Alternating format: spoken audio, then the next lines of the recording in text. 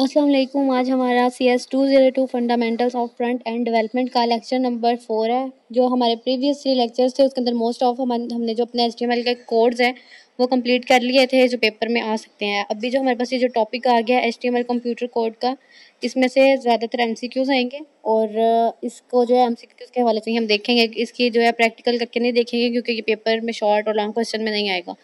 तो अभी हम देखते हैं कि इसमें हमें करना क्या है। तो HTML कंप्यूटर कोडिंग में जैसे उसने लिखा हुआ है कि HTML use variables letter size and variable letter spacing, यानी कि लेटर साइज और वेरिएबल स्पेसिंग हम लोग इससे जो है ना देख सकते हैं नॉर्मली HTML से। But this is not wanted when displaying example for computer KBD samp और कोड। वो कहता है कि जब हमने ये 3 यूज़ करने होते हैं उसके लिए हम लोग इसको नहीं करते क्योंकि इसकी फिक्स स्पेसिंग है। तो HTML कीबोर्ड फॉर्मेटिंग क्या होती है? HTML keyboard formatting defines keyboard input, यानी कि कीबोर्ड की जो इनपुट है वो इससे नज़र आती है। आपको ये MCQ आ सकता है कि KBD जो फॉर्मेट है या फिर ये जो टैग है ये किस लिए यूज़ होता है। तो के से समझ आ जाएगी कि ये कीबोर्ड क्या है। उसके बाद है SAMP formatting. SAMP formatting elements define a computer output. वो इनपुट था कीबोर्ड की, ठीक है, और ये कंप्यूटर की आउटपुट को शो करता है। तो आपने याद करना है इसको हम लोग यूज़ करते हैं आउटपुट के लिए सैम्प का, तो इसको भी अपने जहन में रखना है। उसके अलावा HTML कोड फॉर्मेटिंग में जो आगे आ रहा है वो है कोड। तो इसमें जो कोड हैं, जैसे हम लोग कोई भी कोड लिखते हैं, जैसे आगे जब हम लोग जावा स्क्रिप्ट करेंगे तो उसमें जाके ये कोड जैसे जो है ये टैग्स यूज़ होते हैं, इसके अंदर हम लोग वेरिएबल्स बना के इसको यूज़ करते हैं। आगे आ रही है वेरिएबल फॉर्मेटिंग, ठीक है। तो जैसे ऊपर वेरिएबल बनाया हुआ था उसने वार पर्सन है, ये वेरिएबल ही है, ठीक है। वेरिएबल के लिए हम लोग जो शॉर्ट फॉर्म है वो वार यूज़ करते हैं। तो वार पर्सन इसने वेरिएबल बनाया पर्सन के नाम से और इसके अंदर जो है सारी इसने तरतीब से लिख दी हुई है। तो मैं लिख देती हूँ वीडियो में, ताकि अगर आप के पास कभी ये नोट्स भी आए तो आपको पता हो कि ये वेरिएबल है। तो ये बात यहाँ पे ख़त्म हो जाती है। इसके अलावा ये सेम नीचे वाला जो कोड है HTML वेरिएबल फॉर्मेटिंग, ठीक है, इसमें भी ये सेम ऐसे ही यूज़ हो रहा है। तो आपने इन दोनों चीज़ों को जो है वो लाजमी तौर पे याद रखना है क्योंकि ये MCQs के हवाले से इंपॉर्टेंट है। तो आगे जो हमारा टॉपिक है इसको भी हम ऊपर देखा है। तो आगे अगर आप इसकी कोडिंग को देखें, जैसे वार लिखा हुआ है उधर नीचे आइंस्टाइन तो लिखा हुआ है, ठीक है। तो उसने var is equal to MC, ये सबस्क्रिप्ट हम लोग ऊपर पढ़ के आए हैं कि C2 का स्क्वायर हो जाएगा ये। तो ये लाइट का आई थिंक फार्मूला आइंस्टाइन का, मुझे ये पर कंफर्म नहीं है, लेकिन आपने ये जो है ना याद कर लेना है कि हम लोग सबस्क्रिप्ट और सबस्क्रिप्ट हम पीछे करके आए हैं तो ये किस लिए यूज़ होते हैं। इसके बाद आगे चलते हैं HTML कमेंट्स। HTML कमेंट्स होते हैं कमेंट आउट करने के लिए। हमने कोई चीज़ लिखी है तो हम उसको रेज कर सकते हैं HTML कमेंट्स को यूज़ करने के लिए, ठीक है। इसके लिए हम लोग लेस देन ग्रेटर देन के साइंस के अंदर जो चीज़ यूज़ करते हैं वो एक्सक्लेमेटरी मार्क है और उसके बाद हाइफन हाइफन यूज़ करते हैं, ठीक है। इसको अगर आप यूज़ करेंगे तो आपने जो कोड इसके दरमियान में लिखा हुआ होगा वो सारा कोड जो है वो लिखा तो रहेगा, लेकिन जब हम लोग आउटपुट शो करेंगे तो हमारी आउटपुट स्क्रीन पे वो शो नहीं होता। तो अभी हम इसको करके देखते हैं। एज़ यूजुअल एक्सक्लेमेटरी मार्क और एंटर से जो हमारा सारा बॉयलर प्लेट है वो बन जाता है। तो यहाँ पर अभी हम बॉडी में जाकर इसको जो है अप्लाई करके देखेंगे कि इसको कैसे हम लोग यूज़ कर सकते हैं। तो अब हम यहाँ पर पहले एक पैराग्राफ टैग बना लेंगे और पैराग्राफ टैग के अंदर लॉरम लिख लेंगे। लॉरम जो होता है वो डमी टेक्स्ट वगैरह कुछ भी कह सकते हैं आप, इसको खुद भी यूज़ करें तो इस तरह कोई भी टेक्स्ट जो है वो आपको लिखा हुआ खुद ब खुद मिल जाता है। तो अभी हम इसका जो है वो टॉगल रैप कर लें, तो ये हो गया। अब इसके अंदर हम लोग लगाएंगे कमेंट टैग। तो इसके लिए पहले एक और पैराग्राफ लिखेंगे ताकि नज़र आए कि कमेंट जो हुआ है उसमें और जो कमेंट नहीं हुआ उनमें क्या फ़र्क जो है वो आपको नज़र आएगा। तो इसके लिए हम लोग एक और पैराग्राफ बना लिया और इसके अंदर हम लोग जो है ना, सॉरी मैंने 1 लिख दिया है, एक्सक्लेमेटरी मार्क है, हाइफन हाइफन। देखें टैग्स जो है VS कोड में खुद ही ओपन जो होते हैं उनको हम क्लोज कर सकते हैं। तो अभी मैं इसको जो है रेस करके खुद एंड पे जाके लगाऊंगी ताकि जो हमारी लाइन है वो पूरी कमेंट आउट हो जाए। तो अब आप देखें इसका कलर भी जो है वो चेंज हो गया। तो अब जब हम इसको गो लाइव पे जाके देखेंगे तो आप लोग देखेंगे कि हमने 2 पैराग्राफ बनाए थे, लेकिन हमें शो जो हो रहा है वो हमें सिर्फ पहला पहला पैराग्राफ हो रहा है। तो इससे क्या हुआ है कि लिखा तो हमने हुआ है लेकिन जो चीज़ है वो यहाँ पर हमें शो नहीं हो रही। अब हम जब इसको रेस कर देंगे तो फिर जाके हम इसका रिजल्ट देखेंगे, Ctrl+S, और जाके देखें तो हमारा पैराग्राफ उधर आ गया है, ठीक है। इसको मोस्टली हम लोग किस लिए यूज़ करते हैं कि हम लोग जब लंबा कोड लिखते हैं तो उसके ऊपर हम लोग जो है अपनी हेल्प के लिए ऊपर लिख देते हैं कि ये हमने टैग किस लिए बनाया था, ये हम किस लिए कोडिंग कर रहे हैं। तो आगे वो लिखता है कि comments are also great for debugging HTML, कि यानी कि डिबग करने के लिए जो है ना इस्तेमाल कर सकते हैं हम लोग इसको कमेंट्स को। इससे जो डिबग्स हैं वो हम लोग कम्प्लीटली इसको रिमूव भी कर सकते हैं। 1 एट अ टाइम। उसके बाद आगे आ रहा है you might Sambal up conditional comments, यानी कि कंडीशंस भी हैं लेकिन हम ये नहीं करेंगे क्योंकि इसको जो है ना वो ज़्यादा कॉम्प्लेक्स करने की ज़रूरत नहीं है। तो आगे आ रहा है सॉफ्टवेयर प्रोग्राम टैग्स, तो ये भी हम लोग ऊपर पढ़ रहे हैं। सारा जो है वो इसमें यही है कि कमेंट आउट कैसे करते हैं। उसके बाद आ रहा है कि हाइपर लिंक्स जो हमने पीछे पढ़ लिया हुआ है, जो हमने एचरेफ एंकर टैग्स यूज़ किए थे उसी के अंदर ये सारा कुछ है। तो हम इसको ए टैग से यूज़ करते हैं। तो ये हम पीछे पढ़ के आए हैं कि एंकर टैग है, ठीक है। उसके अंदर जो एचरेफ यूज़ होता है, एचरेफ के अंदर हम लोग अपना कोई भी कोड डालते हैं, जैसे नीचे भी उसने गूगल का कोड दिया तो मैं इसको लिख देती हूँ कि एचरेफ हाइफन हाइफन के अंदर हम लोग जो है वो अपना कोड लिखते हैं, ताकि थोड़ा सा जो है वो पीछे से हमारा जो कवर है सिलेबस वो रिवाइज हो जाएगा। तो इसके लिए बस इतना ही करना है। यहाँ पे हाइपरलिंक्स भी खत्म हो जाते हैं। तो वो कहता है कि हाइपरलिंक इज़ अ टेक्स्ट और an image you can click on and jump to another document, यानी कि हम किसी लिंक पर जब क्लिक करते हैं, अगर गूगल पे लिंक पे हमने क्लिक किया था तो वो गूगल जाके ओपन हो गया था। तो आगे से वो लिंक्स का सिंटेक्स भी बता रहा है कि इसमें आप लोग एंकर टैग यूज़ करते हैं, ठीक है। एंकर टैग का यूज़ करके डेस्टिनेशन एड्रेस पे जा सकते हैं, यानी हम क्लिक करके जिस साइट पे जाएंगे वो हमारा डेस्टिनेशन एड्रेस है, ठीक है। टेक्स्ट इज़ विजिबल पार्ट, यानी कि जो टेक्स्ट लिखा हुआ होता है हमने सिर्फ वो हमें विजिबल होता है, लिंक हमें विजिबल नहीं होता है, कि अब जैसे उसने नीचे लिंक में लिखा हुआ है तो यही सारा कुछ हमें जो है उधर शो होता है। लोकल लिंक्स भी हम लोग यूज़ करते हैं, ये हम लोग पीछे देख के आए हैं और आगे जाके जब हम फर्दर CSS देखेंगे तो आपको पता लगेगा जो फाइल के अंदर फाइल बनी होती है उसको भी हम जो है अंदर से यूज़ कर सकते हैं। An absolute URL link to the same website, यानी कि एक ही साइट के अंदर जो होते हैं वो। उसके बाद आता है HTML colours and icons. HTML colours और आइकन्स क्या हैं? The mouse arrow will turn into a little hand, यानी कि जब लिटिल हैंड के अंदर वो जो है कन्वर्ट हो जाता है हमारा cursor. The colour of the link as the link element will change, जो हमारा कलर है लिंक का वो चेंज हो जाता है। ये जो है उसके माउस को कर्सर जब हम करते हैं तब होता है। तो कहता है कि जो विजिटेड लिंक होते हैं उनका कलर अनविजिटेड का कलर ब्लू होता है और जिनको हम लोग विजिट कर जाते हैं वो पर्पल हो जाते हैं, और जो एक्टिव लिंक होते हैं वो अंडरलाइन होते हैं। तो ये सब कुछ क्या है, ये सब किसके डिफ़ॉल्ट किस जो है इसकी टाइप्स हैं, ये हम आगे HTML में जाके देखेंगे कि इसको कैसे हम लोग जो है वो कवर करेंगे। तो अभी हम लोग अपने लिंक्स पहले कर लेते हैं। इनको टाइप कर लिया मैंने और ये मैंने पहले से ही लिखे हुए थे। अब आप देखेंगे कि जो गूगल, फेसबुक, ईबे और अमेज़न, ये मैंने 4 लिंक ले लिए हैं और इसको भी हम लोग अपना स्टाइल करके देखेंगे कि कैसे जो है वो सारी स्टाइलिंग इसके ऊपर अप्लाई होगी। तो स्टाइल टैग एज़ यूजुअल हम लोग हेड के अंदर बनाएंगे, उसके क्लोजिंग टैग स्टाइल का और स्टाइल का एंडिंग टैग भी है हमारे पास। तो उसके अंदर जो हम लोग पहले करेंगे वो एंकर टैग का ए है, फिर उसके आगे हम लोग कॉलन यूज़ कर रहे हैं, उसके आगे लिंक, ठीक है। उसके आगे हम लोग जो है वो भी करेंगे इसकी डिज़ाइनिंग, इसको स्टाइल करने की कोशिश करते हैं कि इसको हम देते हैं कलर, COLOR। तो हमने कलर करना है। उसके बाद हमारे कॉलन के बाद हम लोग अपना कलर देंगे ब्लैक। तो अभी इसको मैंने यहाँ पर एक एरर छोड़ दिया है। ये एरर छोड़ने का मकसद फिर से वही है कि ये पता चले कि उधर क्या है। अभी हम रेस करके उसको जो है ना डिफ़ॉल्ट देखते हैं कि शो कैसा होता है। ये अब आपको नज़र आ रहा है कि फेसबुक, गूगल, ईबे और अमेज़न बनाइए। गूगल जो है वो हमें अलग कलर में नज़र आ रहा है और फेसबुक भी क्यों, क्योंकि इसको पहले मैंने क्लिक करके विजिटेड कर दिया हुआ है, इसलिए पर्पल है और नीचे वाले ब्लू हैं।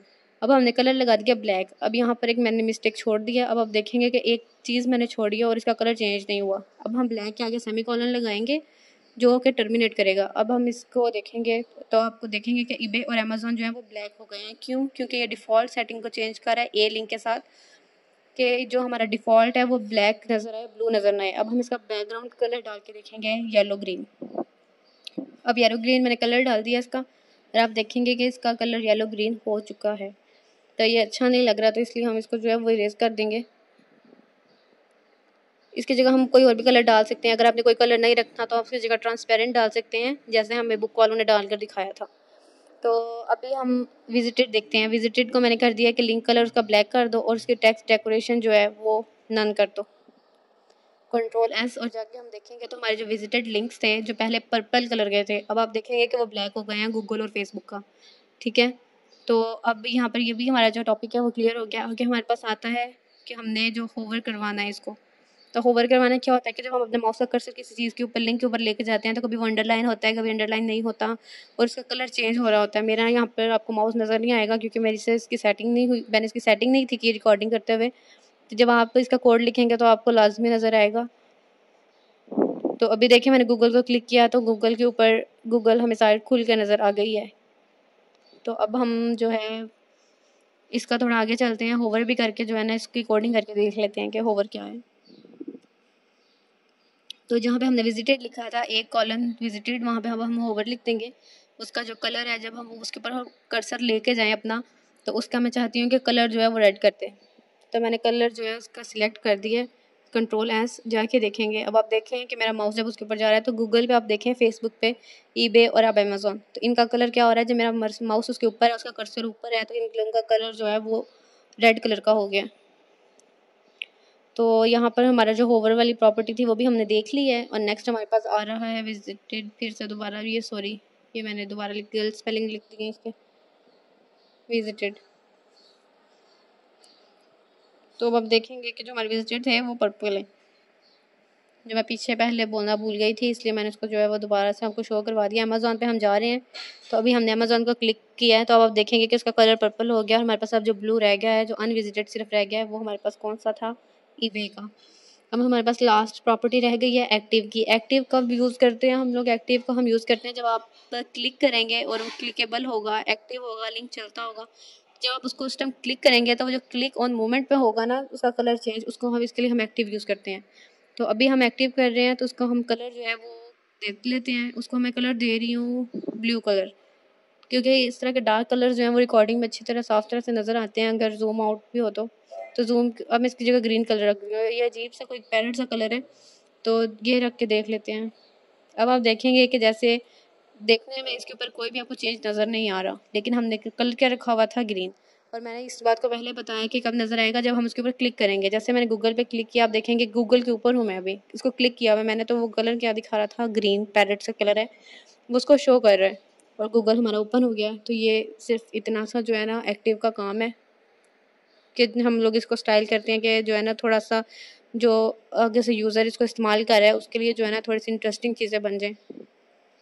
तो यहाँ पर जो हमारी ये लिंक्स वाला काम था खत्म हो गया। एक चीज़ हम यूज़ करेंगे, टारगेट इज़ इक्वल टू उसके अंदर सॉरी कोटेशन मार्क्स और कोटेशन, और उसके अंदर हम लिखेंगे ब्लैंक। इस कोड को यूज़ करने का, इसको यूज़ करने का मकसद ये है कि जब हम किसी चीज़ पे क्लिक करेंगे, तो वह फर्दर आगे जाकर किसी और टैब के अंदर खुलेगा। जैसे मैं किसी चीज़ लिंक पे क्लिक कर रही हूँ, तो वो उसी जगह पे खुल रहा है, लेकिन अगर मैं क्लिक करूँगी तो वो अगले टैब में जाके खुले। तो अगले टैब में खोलने के लिए, न्यू टैब में खोलने के लिए हम लोग जो है वो टारगेट ब्लैंक यूज़ करते हैं। तो जैसे मैं क्लिक करूँगी तो वो आगे जाके खुल रहा है। सॉरी, ऊपर से मैंने ब्लर किया हुआ है कॉपीराइट की वजह से, लेकिन मैंने इसको जब क्लिक किया तो डॉक्यूमेंट हमारा उधर ही खुला हुआ है, लेकिन उसके आगे जो है वो जाके लिंक हमारा जो है वो ओपन हो गया। तो हम ये जो टारगेट एट्रीब्यूट है ये कर रहे हैं, ये एमसीक्यू आ सकता है, ये याद रखिएगा। उसके बाद जो हमारे पास नेक्स्ट चीज़ आ रही है वो ये है कि हम लोग इमेजेस को यूज़ कर सकते हैं एज अ लिंक, कि हम इमेज के ऊपर जो है वो क्लिक करें, तो जो हमारी इमेज है वो जाके आगे हमें गूगल खोल के दिखाए। तो अभी मैं गूगल की पिक्चर जो है उसका कॉपी कर रही हूँ एड्रेस, तो उसको मैं जाके गूगल वाली जगह पे पेस्ट करूँगी। तो अभी आप देख सकते हैं कि सारा कुछ वैसे ही लिखा हुआ है, ठीक है। तो अभी मैं क्या कर रही हूँ कि जो गूगल है, ठीक है, गूगल को मैंने थोड़ा सा लाइन ब्रेकर के नीचे कर दिया और उसमें मैं इमेज टैग लगा रही हूँ, ठीक है। जो एच वाला टैग था वो आप देखें टारगेट ब्लैंक के बाद बंद है। इमेज टैग मैंने पुट किया है आई एम जी आगे SRC source is equal to, उसके बाद कोटेशन, सॉरी ये बहुत लंबा कोड है जो हम अभी यूज़ कर रहे हैं, लेकिन इसको हम लोग टॉगल रैप करके ख़त्म करके जो है ना शॉर्ट कर लेते हैं। तो अभी आप ये लोग ये देखेंगे हमारी जो गूगल की इमेज है वो नज़र आ रही है, लेकिन ये इतना खास नज़र नहीं आ रहा, तो मैं इसको जो है रेस कर देती हूँ। गूगल को मैं जब रेस कर दूँगी तो आप लोगों को जो है वो इमेज जो है सिर्फ इमेज नज़र आएगी। तो ये जैसे आपको इमेज नज़र आ रही है, इस इमेज के ऊपर अगर मैं क्लिक करती हूँ तो आप देखेंगे कि हमारे पास गूगल ओपन हो गया है, वो भी अलग किस्म के टैब में।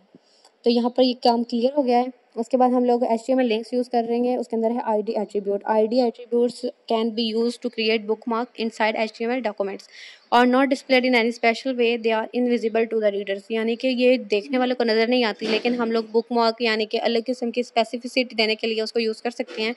तो अभी जो है हम लोग इसको यूज़ करेंगे, उसके लिए हम लोग जो लिंक हमारी इमेज है उसको पहले रेज करेंगे। इमेज को मैंने रेज कर दिया, गूगल अपनी जगह पे आ गया, सारा कुछ वैसा हो गया है।